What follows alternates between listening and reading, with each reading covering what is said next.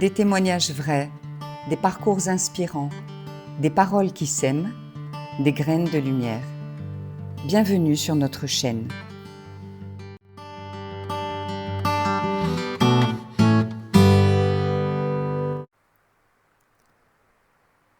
Aujourd'hui, des paroles qui sèment la joie.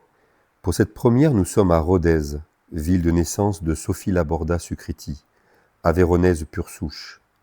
Elle nous parle avec tendresse, humour et simplicité de son chemin en Inde avec Amma. Qu'est-ce qui a fait que ton chemin, ta vie, elle t'a permis de rencontrer Amma? Je crois que c'est Amma à un moment donné qui vient nous chercher. Quand on est prêt. Moi j'ai toujours voulu avoir un guide spirituel, je me suis toujours intéressée à la spiritualité. J'avais beaucoup lu les bouddhistes, les juifs, toutes les religions. Et c'est Amma qui est venue me chercher tout simplement. J'en suis sûre, hein, en rêve comme Christian. Et elle est rentrée dans ma création. Je faisais des vitraux. Je pensais faire le Bouddha à cette époque-là, mais avec le recul, je faisais des vitraux d'Amma sans avoir jamais rencontré Amma. Donc tu t'es sentie appelée? Oui, tout à fait. Oui, c'est sûr. Oui, c'est sûr. Vous aussi, je suppose. Ouais. Oui. Il y a quelque chose de ce goût-là, oui, c'est sûr. Oui. Mais la conscience qu'on en a n'est enfin, c'est pas tout à fait comme toi. Toi, tu es allé dans ses bras, tu as embrassé son enseignement.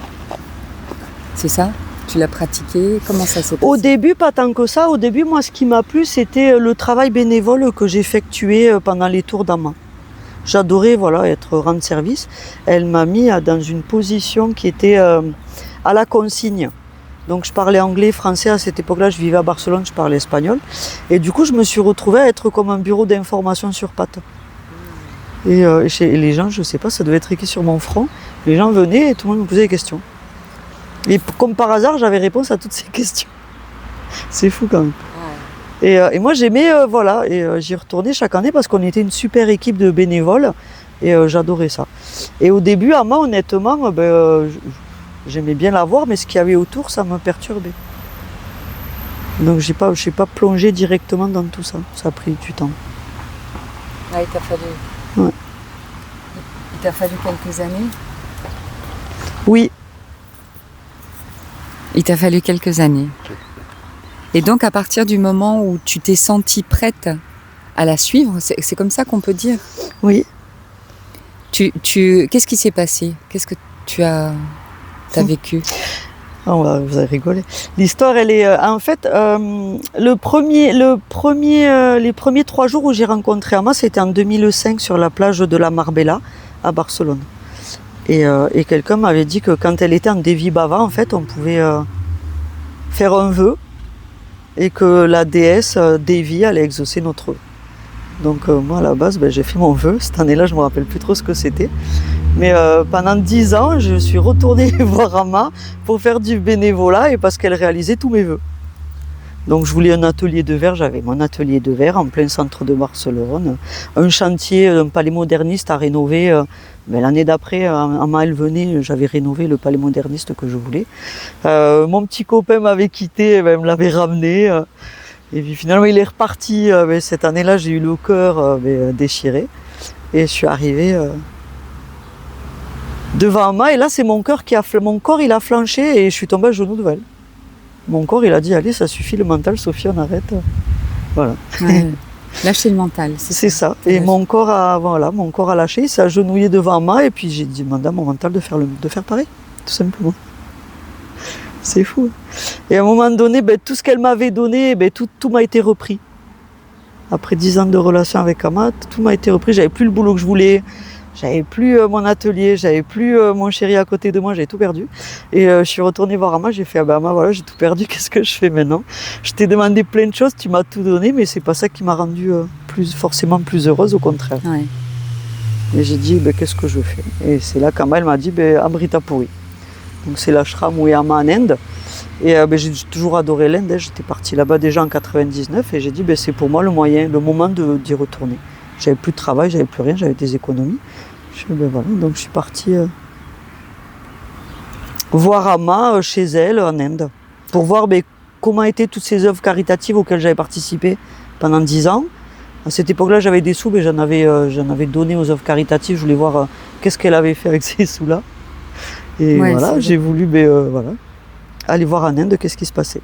Oui, pour savoir un petit peu ce qu'il y avait derrière de l'autre côté dans les coulisses, quoi, comment ça se passait pour savoir si tous les projets qu'elle avait mis en œuvre, où ils en étaient.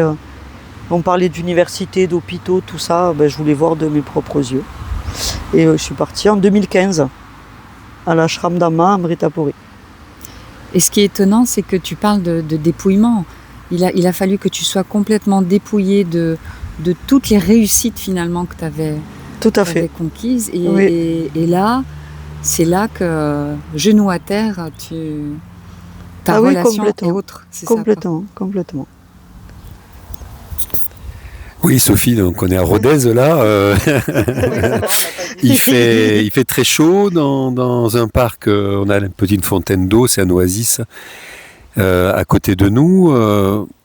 Il y a un nom qu'elle t'a donné au bout de quelques années, Amma. Tu peux le dire? Alors mon nom indien et spirituel, c'est Sukriti. Eh oui, qu'est-ce que ça signifie? Sukriti, ça veut dire les belles actions, les bonnes actions. Voilà. Donc c'était comme l'idée que dans cette vie-là, il fallait que je perpétue le chemin de mon âme, qui est de réaliser des bonnes actions. Et quelle expérience tu as tiré de toute cette vie au ashram d'Amma? On a eu l'occasion d'y aller. On a vu, il y a énormément de monde, il y a beaucoup de joie, des enseignements, des chants.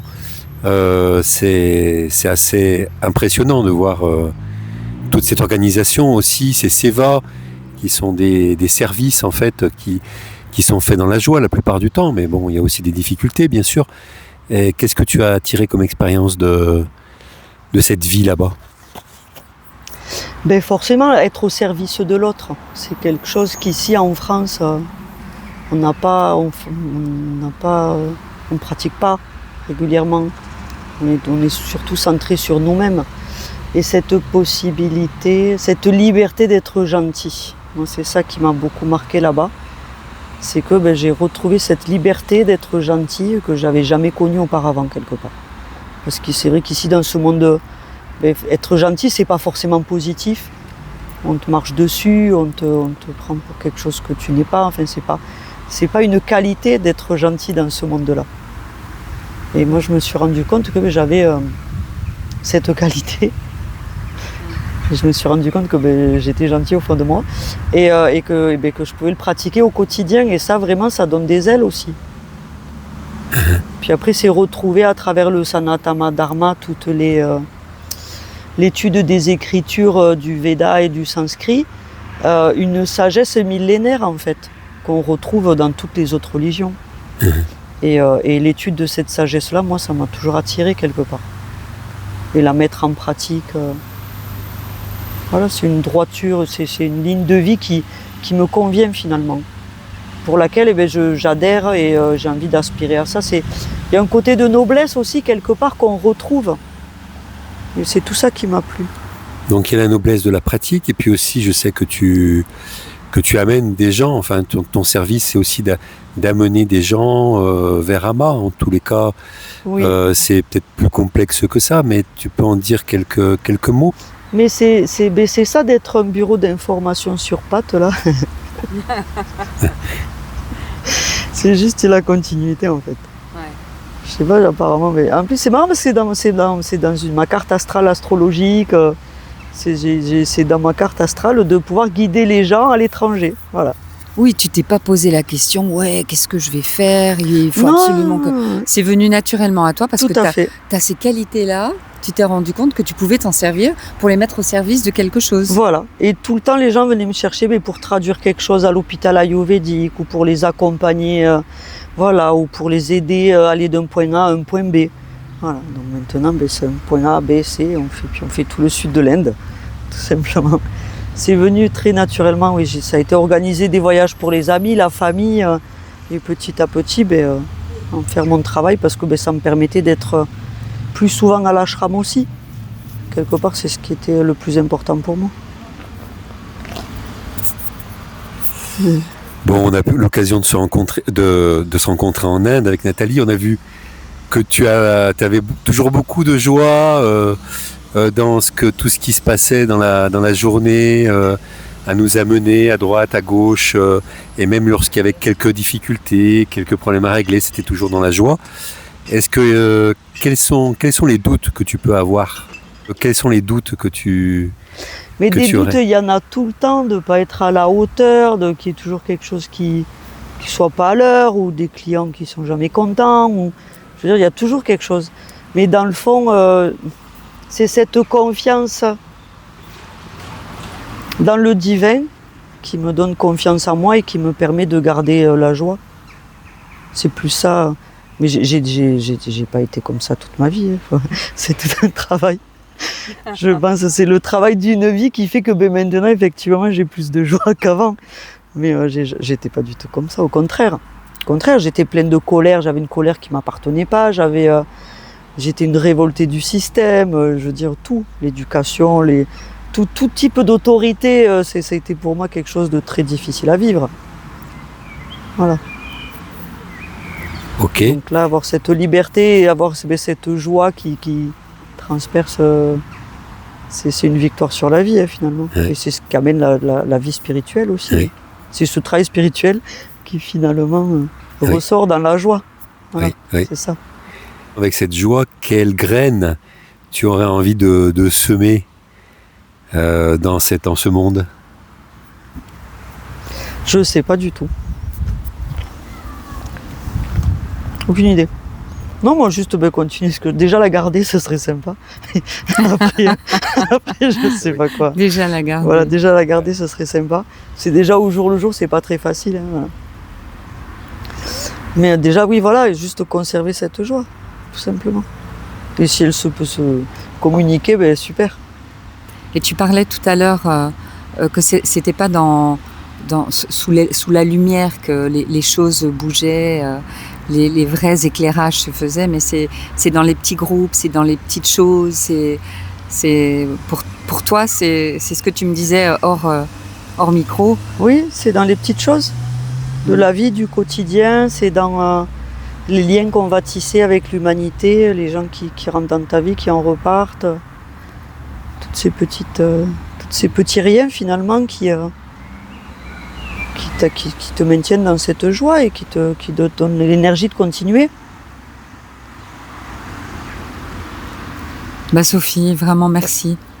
Merci. Tu inaugures avec nous. Ça sera imparfait, mais en tout cas le cœur y est. Et C'est encore une nouvelle aventure partagée, j'en suis ravie. Oui, Ouais. c'est une nouvelle. Oui, voilà. On est qu'au début, Sophie. Vous êtes venue dans mon monde, je rentre dans le vôtre. Merci à toi. Oui. Merci à toi. Merci à vous. Merci d'avoir partagé ce moment avec nous. Si ces paroles ont semé une graine de lumière dans votre cœur, abonnez-vous à la chaîne et rejoignez notre communauté. À très bientôt pour de nouvelles graines de lumière.